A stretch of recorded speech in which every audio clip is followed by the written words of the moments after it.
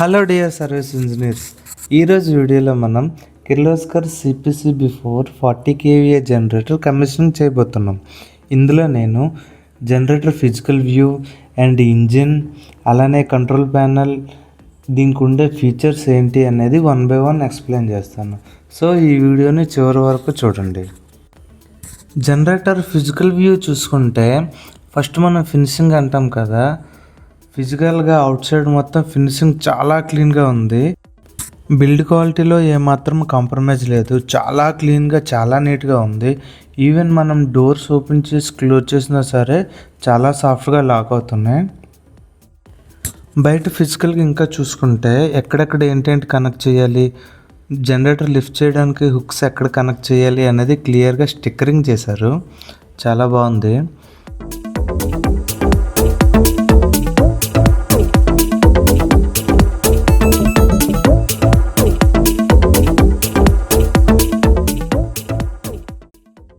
దీంతోపాటు CPCB4+ అని and Kirloskar power gen logos ఇచ్చారు. ఇందులో ఏంటంటే చూడండి, మొత్తం చుట్టూ ఫినిషింగ్ క్లోజ్ అన్ని వైపులా మనం డోర్లు ఓపెన్ చేసుకోవచ్చు. చాలా క్లీన్గా ఉంది. డోర్ ఓపెన్ చేయడం, క్లోజ్ చేయడం చాలా సింపుల్గా ఉంది. అలానే చూడండి, ఇక్కడ సన్ బీమ్ ఉంది. బయట మనకి ఎమర్జెన్సీ స్టాప్ ఒకటి, ఎక్స్టర్నల్ ఎమర్జెన్సీ ఉంది. ఇంకా జనరేటర్ డోర్స్ ఓపెన్ చేసి లోపల ఎలా ఉంది అనేది చూద్దాం. చూడండి, ఈ ఇంజిన్ మొత్తం CPCB4 కాబట్టి లేటెస్ట్ మోడల్ డిజైన్ ఇది. ఇందులో మనకి engine, alternator, control panel and SCR DOC system ఉంటుంది. CPCB4 కాబట్టి ఇంజిన్తో పాటు వైరింగ్ హార్నెస్, ECU ఎక్విప్మెంట్ కూడా మొత్తం ఫిక్స్ అయి ఉంటుంది. ఫస్ట్ మనం కంట్రోల్ ప్యానల్ చూసుకుంటే control on and off, controller, ఇక్కడ కూడా ఒక ఎమర్జెన్సీ బటన్ ఇచ్చారు and canopy light on and off ఇచ్చారు. ఇది OBD కనెక్టర్. Next MCB. లోపల కంట్రోల్ ప్యానల్లో ప్రతిదీ పెరూల్ చేసి నీట్గా కలర్ కోడింగ్ పెట్టారు. చూడండి, first MCB on and off, relay section, అలానే కనెక్టర్స్ కూడా క్లీన్గా ఎక్కడొక్కడ పెరూల్స్ పెట్టారు. నెక్స్ట్ ఇది బ్యాటరీ ఛార్జరు. ఈ బ్యాటరీ ఛార్జర్ మనకి జనరేటర్లో ఉండే ఇంటర్నల్ బ్యాటరీ ఛార్జింగ్ కోసం. చూడండి, దీన్ని KRM అంటారు. దీనికంటూ ఒక ఐడి ఉంటుంది. ఈ ఐడి యూజ్ చేసుకొని మనం జనరేటర్ ఎక్కడున్నా సరే జనరేటర్ తాలూకా స్టేటస్ మనం చూసుకోవచ్చు. ఓకే, నెక్స్ట్ చూడండి, బ్యాటరీ ఛార్జరు. ఇది single phase battery charger, 12 volt. దీని output 12 voltage and 2 amps DC అనమాట. ఇది 63 amps MCB. ఇది ఒక స్విచ్ లాగా అండ్ ప్రొటెక్షన్ సర్క్యూట్లో యూజ్ అవుతుంది.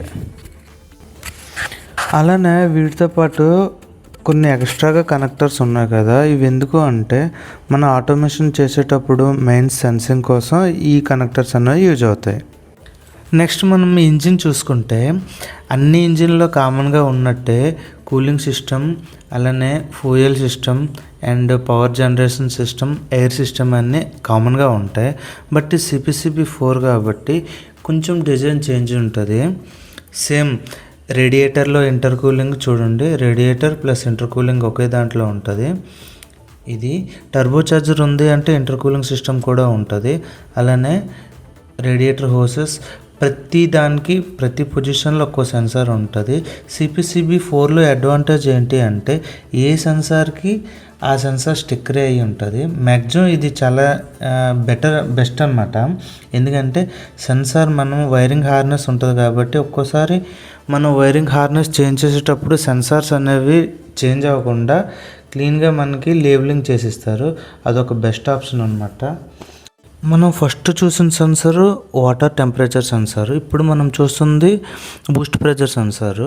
టర్బో చార్జర్ నుంచి ఎయిర్ అండ్ ఇంటర్కూలర్ నుంచి వచ్చిన ఎయిర్ ప్రెజర్ ఎంత ఉంది అనేది ఇది క్యాలిక్యులేట్ చేస్తుంది.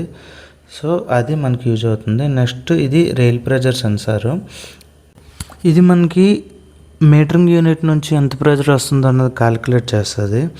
నెక్స్ట్ చెప్పుకోవాల్సింది ఏంటి అంటే ఇది 3 cylinder ఇంజిన్. సో 3 సిలిండర్లు ఉంటాయి. చూడండి, nozzle number 3, nozzle number 2, nozzle injector 1 ఇలా ఉంటాయి నాజిల్ ఇంజెక్టర్స్.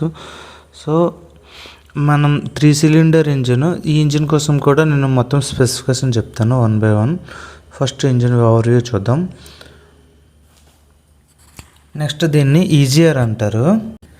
ఈజియర్ అంటే ఏంటి అంటే ఎగ్జాస్ట్ గ్యాస్ రీసర్క్యులేషన్. ఇది ఏం చేస్తుంది అంటే ఎక్స్టర్నల్గా మనకి ఎగ్జాస్ట్ నుంచి వెళ్ళే గ్యాసెస్ని మళ్ళీ ఇది ఇన్లెట్ మ్యాన్ఫోల్డ్లోకి పంపిస్తుంది.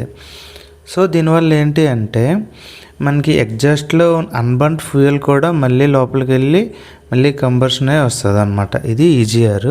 నెక్స్ట్ ఈ sensor crank position sensor, RPM sensor అని కూడా అంటారు. చూడండి క్రాంక్ పొజిషన్, క్రాంక్ ఏ పొజిషన్లో ఉంది అన్నది ఇది డిటెక్ట్ చేస్తుంది. అలానే ఇక్కడ చూడండి ఇది ఎల్ఎల్ఓపి కోసం అందరికీ తెలిసిందే. ల్యూబాయిల్ ఎంత ఉంది అనేది డిటెక్ట్ చేసి ఈసీఈకి ఇస్తుంది అనమాట. అలానే చూడండి ఇది ఫ్యూయల్ సెక్షన్లో వాటర్ అండ్ ఫ్యూయల్ అనమాట. ఇది ప్రైమరీ ఫిల్టర్గా యూజ్ ఉంటుంది. అలానే డీజిల్లో ఏమైనా వాటర్ మిక్స్ అయింది అనేది ఇది డిటెక్ట్ చేస్తుంది అనమాట ఈ సెన్సార్. చూడండి ఇక్కడ క్లియర్గా మెన్షన్ చేశారు, fuel filter come water separator. దీన్ని మీటరింగ్ యూనిట్ అంటారు. దీని పని ఏంటి అంటే ఇంజిన్తో పాటు రొటేట్ అయ్యి డీజిల్కి ప్రెజర్ని క్రియేట్ చేస్తుంది. ప్రెజర్ క్రియేట్ చేసి హై ప్రెజర్ లైన్ నుంచి కామన్ రైల్లోకి పంపిస్తుంది. నెక్స్ట్ ఇక్కడ చూసుకుంటే చూడండి ఇంజిన్ ఆయిల్ గేజ్ అనమాట, అది డిప్స్టిక్. మనం ఇంజిన్ ఆయిల్ ఏ లెవెల్లో ఉంది అనేది చూసుకోవచ్చు ఈ గేజ్ యూజ్ చేసి.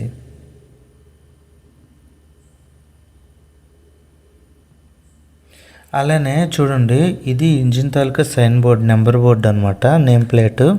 ఇందులో ఇంజిన్ ఎంత రేటెడ్, ఇది ఎంత హెచ్పి, చూడండి ఇది 56 హెచ్పి ఇంజిన్ అట్ 1500 ఆర్పిఎంలో. ఓకే, ఇది date of manufacturing and engine serial number ఇది. ఇప్పుడు మనం జనరేటర్ యొక్క ఫ్యూయల్ సెక్షన్ కోసం మాట్లాడుకుందాం. ఫస్ట్ మనకి ఫ్యూయల్ సెక్షన్ ఇది చూడండి, ఫ్యూయల్ లెవెల్ సెన్సార్ ఉంది. యాక్చువల్గా ఈ జనరేటర్ యొక్క ట్యాంక్ కెపాసిటీ 100 లీటర్స్ అనమాట. 100 లీటర్స్ ట్యాంక్ ఫస్ట్ కనెక్ట్ అయ్యేది చూడండి ఇక్కడ ఫ్యూయల్ ఫిల్టర్కి వాటర్ సెపరేటర్ అని ఉందిగా. ఫస్ట్ ట్యాంక్లోంచి డీజిల్ అనేది ఈ ఫిల్టర్లోకే వస్తుంది. ఇందులో వాటర్ ఏం లేదు అని డిటెక్ట్ అయిన తర్వాత నెక్స్ట్ చూడండి ఇక్కడ సెన్సార్ ఉంటుంది, ఇదే వాటర్ అండ్ ఫ్యూయల్ సెన్సార్ అనమాట. ఇందులో వాటర్ లేదు అని డిటెక్ట్ అయిన తర్వాత ఆ డీజిల్ అనేది చూడండి ఇది సెకండరీ ఫిల్టరు. దీనికి హ్యాండ్ ప్రైమర్ కూడా ఉంటుంది. సో దాని నుంచి మనకు ఫిల్టరింగ్ అయిన డీజిల్ అనేది మీటరింగ్ యూనిట్లోకి వెళ్తుంది. మీటరింగ్ యూనిట్లో ప్రెజర్ క్రియేట్ అయిన తర్వాత దీన్ని కామన్ రైల్కి సప్లై చేస్తారు హై ప్రెజర్ లైన్ ద్వారా. సో ఈ హై ప్రెజర్ లైన్ నుంచి మనకి ఈ కామన్ రైల్లో ఒక సెన్సార్ ఉంటుంది, ఇది రైల్ ప్రెజర్ సెన్సారు. దీని ప్రెజర్ సెన్సార్ కూడా దీంట్లో కూడా సెన్సింగ్ ఓకే అయిన తర్వాత డైరెక్ట్ నాజిల్కి అనేది స్ప్రే అవుద్ది. నెక్స్ట్ నాజిల్లో స్ప్రే అవగా రిమైనింగ్ డీజిల్ అనేది త్రూ రిటర్న్ పైప్స్ ద్వారా మళ్ళీ ట్యాంక్లోకి డైరెక్ట్గా వచ్చేస్తాయి. ప్రతి జనరేటర్లో లోవర్ కేవీలో కానీ హయ్యర్ కేవీలో కానీ సేమ్ ఇలానే ఫ్యూయల్ సెక్షన్ అంతా ఇలానే ఉంటుంది.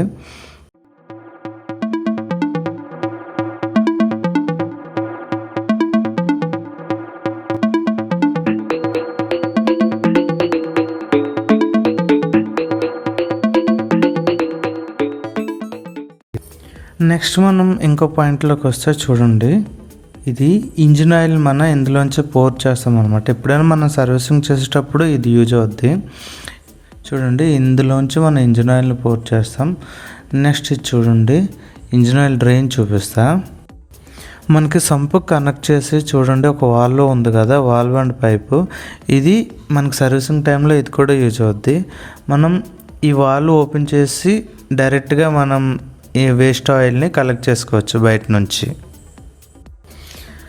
నెక్స్ట్ ఇంకా ఇంజిన్లో ఇంకో డ్రైన్ చూపిస్తా చూడండి. ఇదేంటి అంటే రేడియేటర్ డ్రైన్ అనమాట.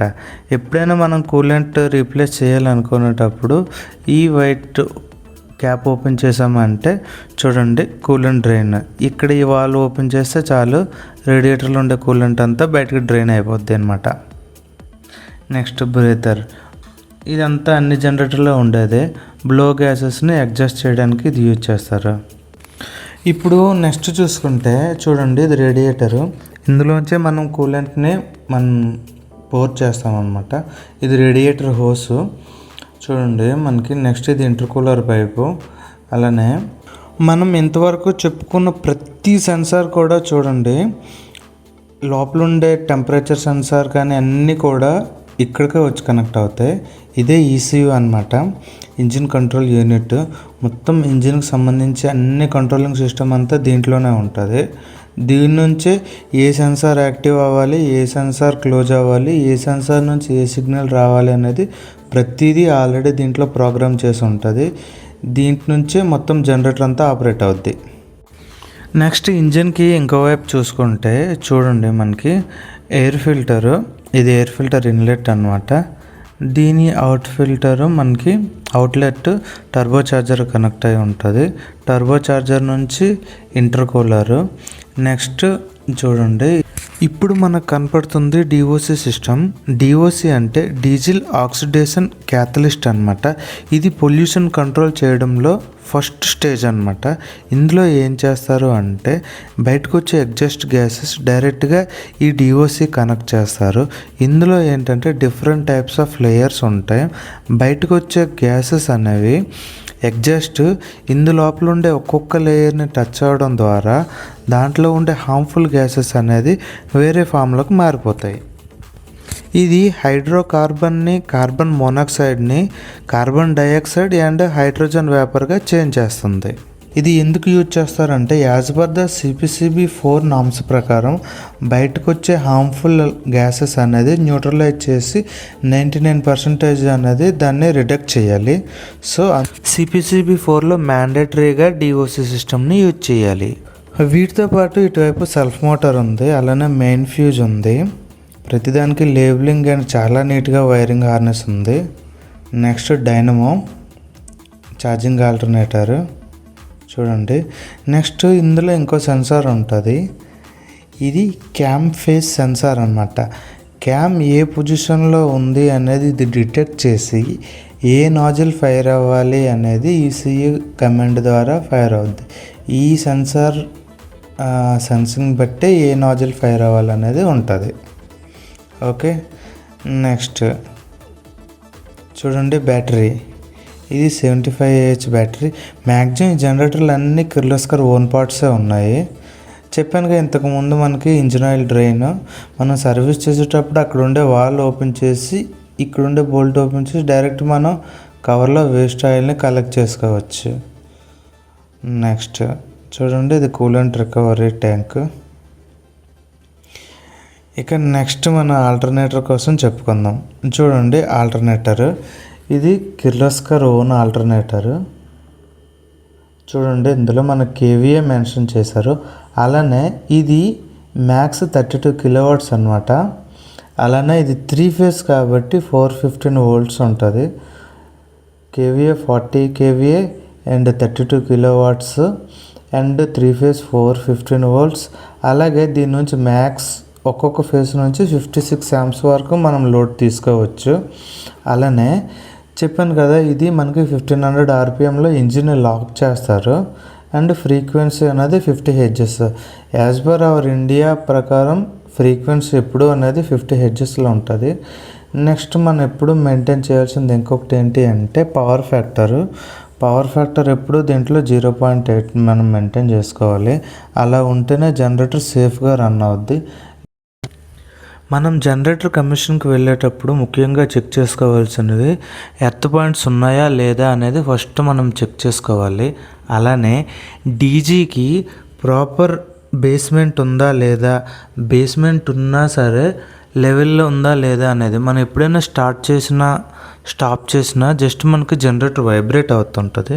సో ఆ టైంలో బేస్మెంట్ అనేది అన్ఈవెన్గా లెవెల్గా లేకపోతే మనకి వైబ్రేషన్కి పొజిషన్ చేంజ్ అయ్యే అవకాశం ఉంది. సో మనం బేస్ ఫ్లాట్గా ఉందా లేదా, సర్ఫేస్ ఫ్లాట్గా ఉందా లేదా అనేది ఫస్ట్ చెక్ చేసుకోవాలి.